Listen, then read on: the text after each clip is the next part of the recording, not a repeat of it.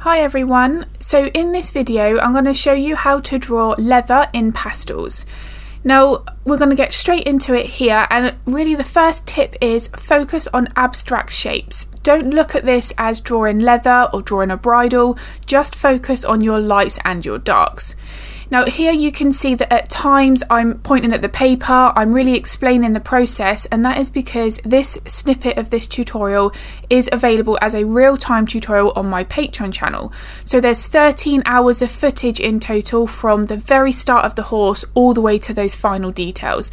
So if you would like to see that, I'll link my Patreon in the description below. I also have a time-lapse tutorial of this horse from start to finish with voiceover here on YouTube, so if that is of interest I will pop that in the description below as well. So once I'm in that mindset of focusing on them as abstract shapes, as you can see here I then break it up into small sections. If that one section has a particularly dark shadow and it almost has that outline appearance, then I will use my black Carbothello first to put that in. The reason being, if I've got my darkest value in first, I then know how bright my highlights need to be in that one area that I'm working on. My next step is to put a mid-tone grey down. I don't want to go with anything too bright for my very first layer. With leather, I would certainly recommend working from dark to light and build up your values gradually. And again, this is all about the shapes. So as this little bit on the side of the bridle attaches to the brow band, notice how it does have a slight kink in the middle, like it bends. I want to make sure that I'm also curving my highlights and my shadows to replicate that. This is also certainly really important when you're drawing this stitching on the bridle. Now this bridle didn't really have much of that, if at all, but if you do have a collar or a bridle that has some leather stitching there, do make sure that that is also following the curve and shape of that leather strap. And because we have the real added benefit of being able to easily layer our lights over darks with pastels, I would always add that stitching in separately. Work with a really sharp pencil so you can get those lines really fine and add that on top of your darker layers. It's going to be far easier to do that than drawing the stitching first and then have to draw around them. It will just make the process far longer. Once I feel that I've got an area of the bridle that I'm currently working on, that one small section, to about 80% complete, I will move on to the next part, and this is exactly what I've done here. And again, notice how I'm taking one individual strap at a time. I do find that I'm far more motivated when I work in this way, rather than just putting one solid base layer down for the entire bridle and then working in individual layers like that. There is no right or wrong answer, but if you are someone who feels that you are hesitating a bit in your work and you're spending more time staring at your reference photo, not quite sure where you should be and what you should do next, it's a good sign then that you're probably working in too much of a larger area. So for leather straps that have the little holes in here, I put those in first to make sure that I've got them in the right place. You want to make sure that they're fairly evenly spaced apart and that they are the right size. Once I then put my shadow in on the right hand side of the strap, I'm then really working on my shadows, refining my highlights and working from there. Usually around the darker holes you are going to have a very subtle shadow around that, so do really pay attention to your lights and your darks. It is so important, and it is what's going to make this leather bridle look realistic when complete. So when it comes to any metal clips or any fastenings on a bridle or a head collar, I would always recommend make sure that you get your highlights really bright. The only way to get metal looking realistic is to have high contrast. So you want your shadows to be really dark and then you want those highlights to be nice and bright. Always zoom out of your reference photo if you're working from a tablet and think, right, where are my brightest highlights on this bridle? You want to make sure that if that is the case and they have a really strong white highlight, and again of course it's going to vary depending on your light source, but they are certainly going to be brighter than some of the leather parts of the bridle. One of my biggest tips is, if you do have any bright highlights, is to draw those in with a white pastel pencil first. The reason being, you're then keeping that part of the highlight nice and bright. You've already got some lighter pigment down to start with. If you do put a darker layer of a grey down first and then you add your white on top, there is always a chance that it's going to mix in with some of that darker pigment underneath, and that highlight may not be as bright as what it would be if you put that white down first. So although I mentioned that I work from dark to light for the bridle, that is all for the leather work. But for the metal fastenings, I will usually do the opposite and I will work from light to dark. Just again to make sure that I don't end up with any of my lighter highlights, creating a bit more of that muddier colour. So something else that's also really important to consider is the size of the portrait that you're working on.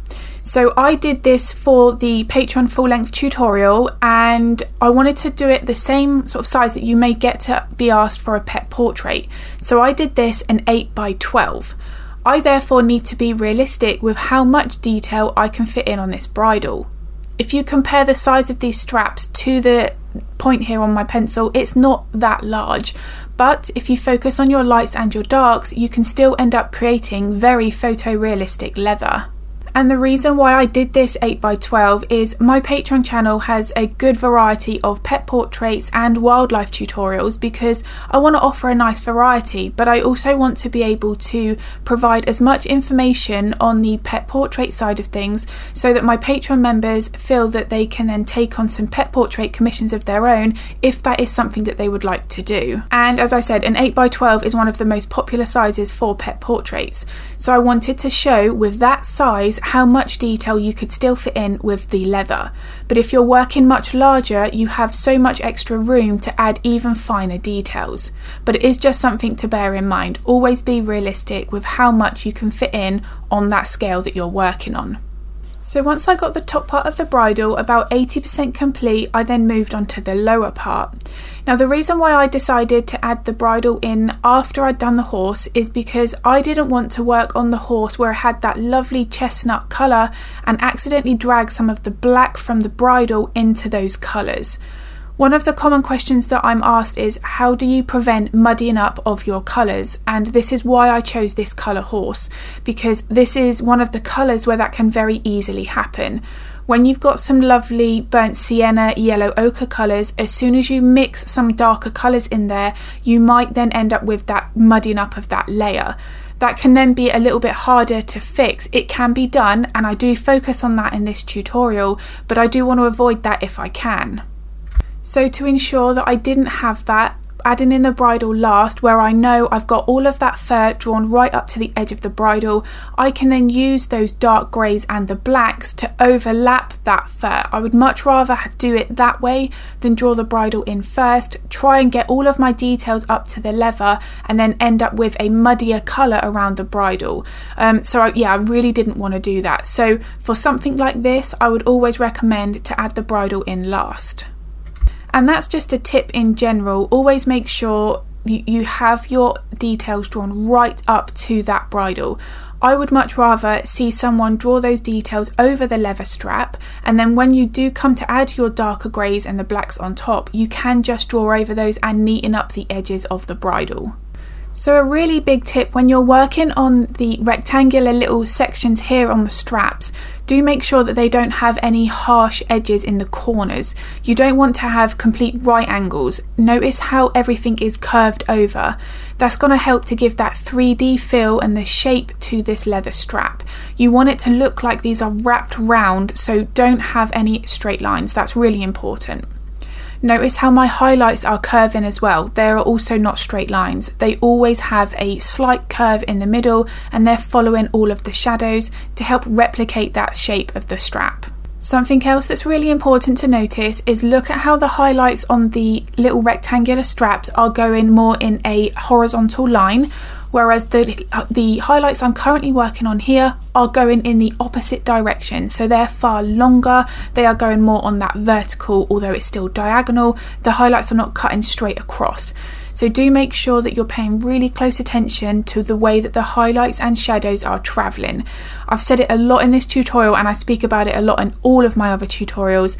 The highlights and shadows, where they're positioned, the way that they're traveling is never random. They're always following the structure of whatever it is, whether or not it's the face of the animal or in this case the shape of the straps.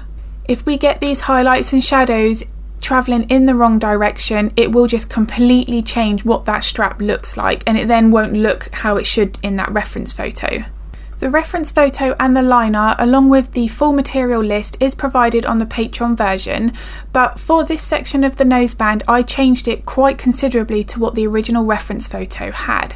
So on this noseband it was the same shape as I'm still replicating here, but on both sides it had quite large straps that came out from the metal ring, which we're going to get to very shortly, and then they all of a sudden stopped in the middle of the nose and they really did stick up. I didn't like that, so I decided to leave those two straps out. And that's something that you can do with any portrait like this. If you think that there's something that's a little distracting, we have that ability with the artistic license to make our portrait better. The only thing I would recommend, if you're working on a pet portrait, do run those things with the client first so that they know exactly what you think might look better. They may want those straps included, so in that instance, if this was a pet portrait, I would always make sure that I run that through with the owner first. But in that Patreon tutorial you can then see exactly how I'm removing those elements and trying to focus on what I could imagine is behind that leather strap, and that's always how I will picture it. What do I think the highlights and the shadows will be doing behind those elements? So again, my highlights, my shadows here are so important. They are narrowing up as they get to the middle metal part of the ring, and then they are expanding and getting wider across the larger surface in the middle. Notice how I'm building up my highlights really gradually. Everything is soft. Apart from the edges of the shadows and the outline of the straps, I've got no harsh edges. There isn't all of a sudden a bright highlight, like a circular shaped highlight that you'd get in the reflection of the eye. Normally the highlights and the shadows are going to have a natural transition from one to the other. So this was another part of the reference photo where I changed it slightly. There were a little metal clip here where there was obviously some kind of lead rope that was attached to this head collar, and I wanted to take that out on my version just because I thought it was a little bit distracting and it wasn't really needed. So in order to do that, again, I've had to imagine what the strap would look like behind that. So something you can do is you can always go on a royalty-free site like Pixabay and you can have a look for other photographs of a similar sort of bridle in the same position, and you can then use those details on that reference photo on your portrait. So if you do find it hard to work from that imagination and what that strap would look like, just find something similar and use that and incorporate details into your portrait using an additional photo. The one tip though, the biggest tip when you are doing that, is still make sure that you follow your light source in your original reference photo. So you wouldn't want to be adding the highlights in the other photo if they don't match your current light source in your portrait, because it will then not make sense to look at. You don't want there, for instance, here to be a bright highlight under the chin, because the way that this light source was directed, that is meant to be as a really dark shadow. It's not able to get to, the light is not able to reflect off this strap because of the muzzle and the way that that light is travelling. So it's just something to really bear in mind when you are using additional photographs.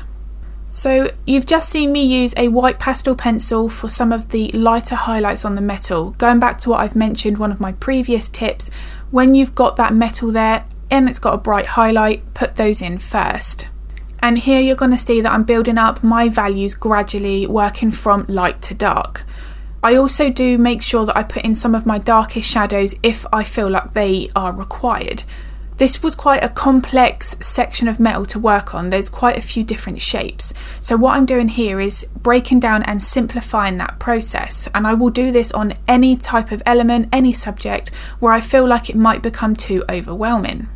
By me putting my shadows in, I'm now focusing on each individual section, like each tiny triangular shape. I'm not looking at this as metal. Now what I'm currently doing here is I'm correcting the shape. I've made this circle here not right. Can you see on one side it's significantly lower than the area on the left side of the strap? That is really not right. This metal now looks like it's been squished and bent, which is really not the case in this reference photo. It was very circular. So here again, on the Patreon tutorials, it's all in real time. If I make a mistake, I always leave every single part of the tutorials in, because it happens to everybody. We're not going to get everything perfect, so take that pressure off. Make a mistake. The important thing is to learn from it. And what I'm doing here is I really did just study that photo and think, where have I gone wrong?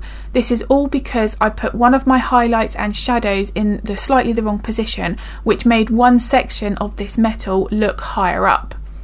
You'll be able to see here that it's very easily rectified. I didn't ruin anything, but I did make sure that I fixed this at the time, because this is going to be one of those things that would draw the viewer's eye to that one part. And now both parts of the metalwork on the left and right side of this strap are meeting each other, so that's really important. You always want to make sure that you've got that equal edge start and stop point when you've got a leather part of the strap that overlaps the metalwork, whatever it might be. Now, one tip that I give on any portrait is so important is make sure that your background goes all the way up to your subject. Now, normally I do my backgrounds first and I don't mask off the subject itself, so I will usually overlap my background either right up to that sketch line, or I'll bring it over by 1 or 2 millimeters, so I don't end up with a halo of the paper colour that I'm using from the background to the edge of the subject. However, for this portrait and Patreon, I wanted to demonstrate how you can use Frisket film to seal off your portrait and do the background separately. Smudging with pastels is something that we worry about, so if you don't want that background on your subject when you are working on it, you can seal that off. So I do show you that in the first part of this in the Patreon tutorial. But because of that, the Frisket film slightly overlapped one section here that you can see to the left side of the lower strap. Can you see just below where the throat is, there's a very small white gap. Now, what I'm going to have to do at the end here is I will use a combination of green pencils to overlap to get it very close to the background colour, so I get rid of that white little section. I really don't want any parts of that visible. And this can happen very easily when you're using Frisket. It's only a very small area, we're talking 2 or 3 millimeters long, if that, but I still want to make sure that I make those alterations to get that background right up to that subject. So as I've already mentioned in this tutorial how to avoid mudding up of your colours, this is also why I did the metal first and then I started blocking in the fur in between these triangles shapes in the middle. If I were to put these in first and then was using my lighter white or highlighted grey pencils, I might have accidentally picked up some of this brown pigment here, and then that white metal is not going to have this pure, white and grey reflective look. It will, if it picks up these colours, end up with a slight pinker, lighter brown colour, and I really didn't want that. So this is why I've made the decision to add these bits in now. So in a moment you're going to see that I'm going to incorporate a green into the metalwork and use it for one of my final layers. Metal is very reflective, so you might end up with a range of colours in that metalwork. Now, because I did a green background for this, I didn't mind adding the green in, it made sense. Sometimes there might be the blue reflection in the sky, so all of these colours here will make that metal look three-dimensional, but my preference in this case, because it was only a subtle green colour, I added that in on my last layer. I didn't put that in first and then add my greys on top because I would have ended up muddying up the colour, exactly what I've just explained. So it is my preference here, when you've only got a very subtle colour, to add that in on top of the grey base foundation, and as you can see here, it was only in a few select areas. So here is a photo of my finished portrait. The leather work here, as you can see, it's got that beautiful reflection, but most importantly that looks realistic because of my contrasts. I've got those shadows really dark and I've got my highlights nice and bright. So I really hope the tips and techniques that I've shared in this tutorial are useful. If they were, I'd really appreciate it if you could give the video a thumbs up, because it really does help. And if you want to get notified of future content that I upload, hit the subscribe and the bell button. And as mentioned, if you would like to draw this horse and follow along to the real-time tutorial, it's a voiceover where I'm explaining what I'm doing at the time of drawing, then I will link my Patreon in the description below. If you've got any art related questions, pop them in the comments because I'm more than happy to help if I can. And I'm going to be uploading another video to YouTube next week. And as always, thank you so much for watching.